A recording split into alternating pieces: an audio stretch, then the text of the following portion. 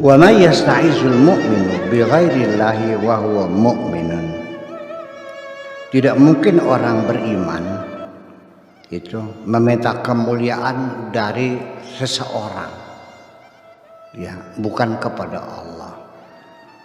Kalau kamu pengen kaya lalu mintanya di Gunung Kidul atau di gunung apa namanya yang tempat orang nyupang tuh, Gunung Kawi. Bagaimana Anda mengaku beriman minta kaya kok di Gunung Kawi? Kenapa nggak minta sama Allah aja? Kalau Anda ingin menjadi orang yang kuat di negeri ini, ya kenapa harus berkolaborasi dengan orang-orang yang memusuhi Allah? Itu yang menjadi persoalannya. Wa may yatlubul izzata wan nusrata wal quwwata 'inda a'da'illah. Jadi meminta kemuliaan, meminta pertolongan, meminta kekuatan kepada musuh-musuh Allah, wa yu'minu billah, padahal dia mengaku percaya kepada Allah. Apa dasarnya? Gitu. Wa ma'ahwajan nasan, betapa manusia sangat membutuhkan mimman yad'unal Islam, ya, terhadap orang-orang yang mengaku Islam. Wa tasammawna bi asma'il muslimin, dan bahkan sampai nama-namanya saja menggunakan nama-nama Islam. Muhammad, Hasan, Abdullah, Abdul Khaliq, Abdul Jabbar, tapi mereka tidak beriman. Ya bukan sekarang saja, dari dulu kan semacam itu. Ya. Wahum yasta'inuna bi a'da'illah, tetapi mereka selalu minta bantuan kepada musuh-musuh Allah. Bayangkan saja bagaimana Anda ngaku santrinya Buya Sakur Yasin. Selama ini engkau selalu bekerja sama dengan orang-orang yang memusuhi saya. Sama seperti itu persoalannya. Ya, kepada orang-orang yang melakukan konspirasi terhadap saya. Anda bergabung dengan mereka yang ingin menjahati saya. Nggak, padahal ngakunya santrinya Buya. Bener kan ini? Begitulah kira-kira. Gitu dong. Pakai akal-akalan sederhana aja gitu. Gitu. Ya. Ayatadabbaru, hendaknya mereka berpikir ulang. Hadzal Quran. Al-Quran ini afala yatadabbaruna al-Quran am ala qulubihim aqfaluha.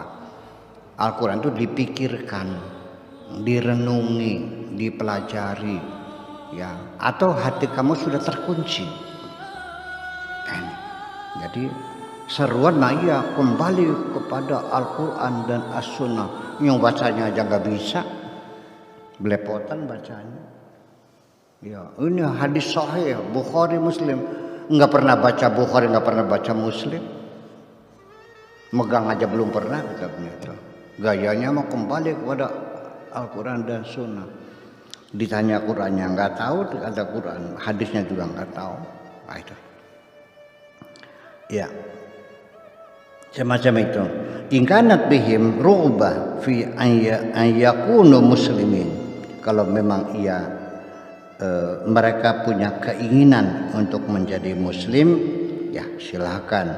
Wa ila fa innallaha ghaniyun 'anil alamin. Kalau kamu tidak, ya sudah, enggak apa-apa. Allah juga enggak butuh sama kamu kok. Mau masuk silakan, ya silakan. Allah tidak butuh kepada kamu. Ya. Wa mimma yulhaqu bi talabil izzati indal kufar, yakni sama dengan meminta pertolongan kepada orang-orang kafir, wa wilayatihim, dan memberikan kekuasaan kepada mereka, ya, min dunil mu'minin, bukan kepada orang yang beriman, ya, al-i'tizazu bil abai, merasa bangga, kagum kepada nenek moyang, kepada bapak tua, kakek-kakek, uyut-uyut, jadi merasa bangga.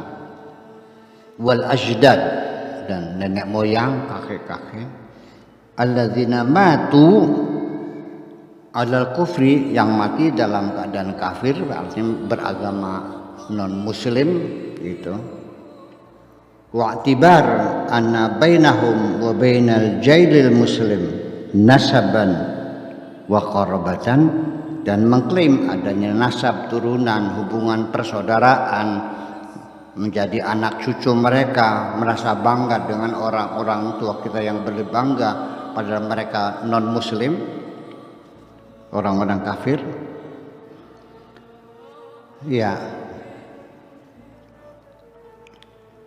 apa itu fotokopian yang gak jelas.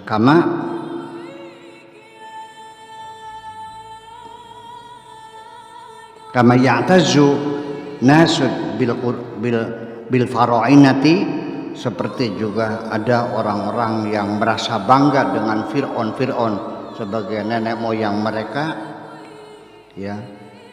Wal Asyuriyin, dan suku Asyuri yang ada di Irak juga berangga. Wal Finikiyin, dan orang-orang Funik, ya. Wal Babiliyun, dan orang-orang Babilonia. Wa Arabul Jahiliyah, dan Arab Jahiliyah, i'tizazan jahiliyan, merasa bangga secara jahili. Wa hamiyatun jahiliyah, dan juga merasa bangga dengan kehebatan orang-orang zaman jahiliyah.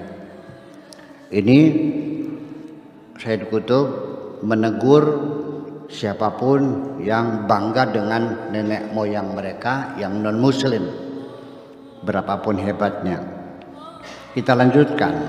Rawa al-Imam Ahmad haddatsana Husain bin Muhammad haddatsana Abu Bakar bin Abbas an Hamid al-Kindi an Ubadah ibnu Nasi an Abi Raihan anna Nabiy sallallahu alaihi wasallam qala man intasaba ila tis'ati abai kufar, barang siapa yang merasa bangga, mengagumi, ya, dengan keturunan kakek-kakek sampai 9 kakek yang kafir, ya, bihim izzan wa fakhran, merasa bangga dan kagum, fahuwa asyarahum finnar, mereka akan bersama-sama dalam neraka.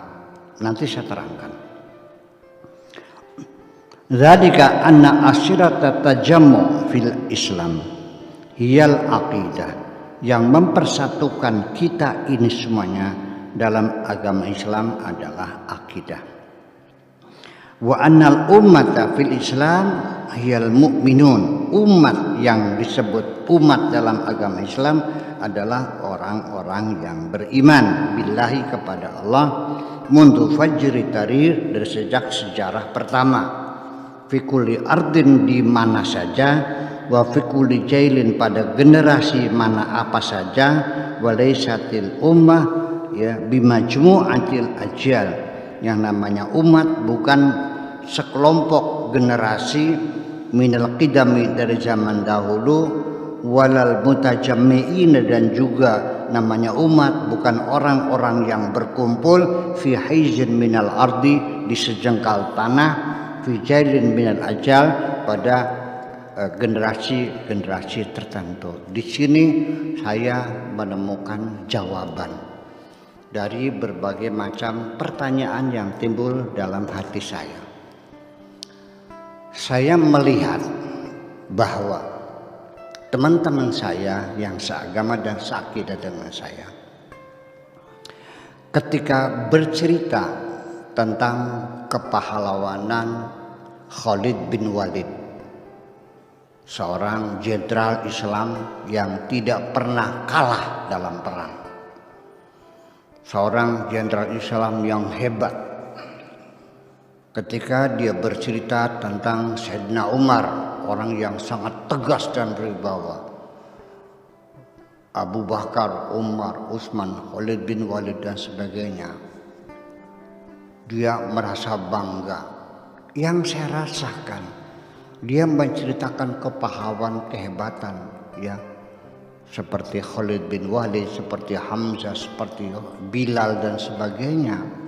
Itu sepertinya memiliki, dia merasa memiliki dengan bangganya, seperti Khalid bin Walid itu pamannya sendiri. Tapi begitu kita ceritakan Sudirman, dia tidak berkomentar. Kita ceritakan Diponegoro, dia senyum-senyum saja, tidak merasa memilikinya. Imam Bonjol, Diponegoro, Bung Tomo dan sebagainya, apalagi Gajah Mada. Kalau pakai hadis ini, artinya ketika Anda merasa bangga punya Gajah Mada, Anda di nerakanya bersama-sama Gajah Mada. Ini perlu ditinjau kembali.